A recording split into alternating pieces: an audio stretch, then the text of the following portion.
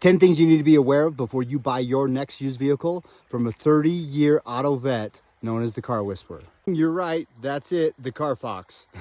They've done a wonderful job marketing this over the years, but the Carfax is critical. However, there is actually a product that is better. Like I said, Carfax has done a wonderful job marketing it, but there's a company called Experian, which you've heard of them. They're the one that they run your credit. They're privy to some pretty important data.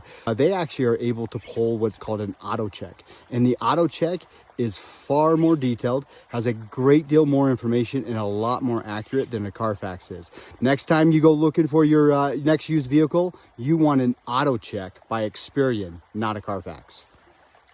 Number 2, the miles on the vehicle. Now again, traditionally people go, yeah, of course the miles on the car, but not just the miles on the car, but the miles on the car dependent upon how many months it's been in service. So let me give you an example.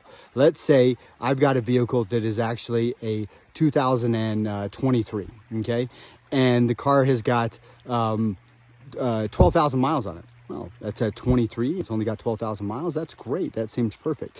And then you find out that the car went into commission 3 months ago, right? So the car's been drove 4,000 miles a month for the last 3 months, right? When a car's been driven 30,000 miles in a year and it's only got 30,000 miles on it, or 60,000 miles, and it was done in a year and a half, or any of these extreme cases, you start looking at the vehicle like it is a boat, an RV, something that's actually got motor hours on it, where it wasn't actually always driving, but they let the motor run. Well, in a lot of cases, you got to realize that when a car doesn't have downtime, okay, and it's just constantly running, that it's doing excessive grind, wear, and tear on the vehicle. Again, the miles, but more particularly, how many miles a month on average, not year, per month that it was driven.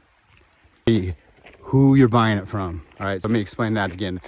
If I am buying a used Dodge Ram 1500 and I am purchasing this from a Toyota dealership, believe it or not, the Toyota guys just don't know nearly enough about that Ram truck.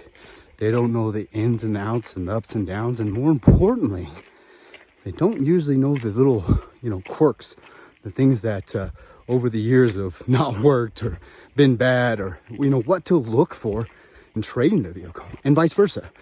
You take a Toyota, but Toyotas don't break, right? They do, all of them do.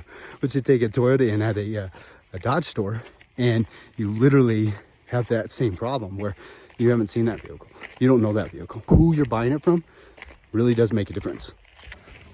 All right, number 4. Number 3, we said, who you're buying it from, but there's also another side of that too, that when you trade a vehicle in, again, at a Dodge store, you also have Dodge mechanics, and they are used to looking at Dodge vehicles, and they know how to fix Dodge vehicles.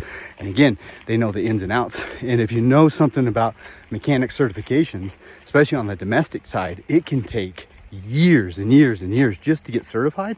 And then it takes years and years and years to actually become really certified at it. So you're actually legitimately can do what your certification says. So, I mean, this is critical when you're buying a used car, that you want a Dodge mechanic looking at your Dodge vehicle. You want a Toyota mechanic looking at your Toyota. It's not to say that you couldn't take the vehicle and take it to another mechanic. I would be smart. I would do that. But what I'm just saying is that's one of the things when trading a car or when buying a vehicle, you want to pay attention to that. Number 5. Okay, manufacturers are good at some things, but they are not good at everything. Okay, so I know we all love Toyotas, we all love Hondas. I hear how great they are and they don't break. I personally have a house full of Acuras. I know very well, I love them. However, understanding that there are models, even within the Acura make, that they didn't make very well. There's models in the Toyota make they didn't make that well. And believe it or not, like when you go to the domestics, and they've gotten such a hard rap over the years, but if you look at what they are really good at, they're really good at it. What they're not good at, they've never been good at, right? I'll let you decide what those different things are, but it's important to understand that the vehicle that you buy is from a manufacturer that can actually build the vehicle. If I want a truck, I'm staying homegrown. If I want a car, or maybe a small truck, I'm going Japanese, just to give you my personal opinion.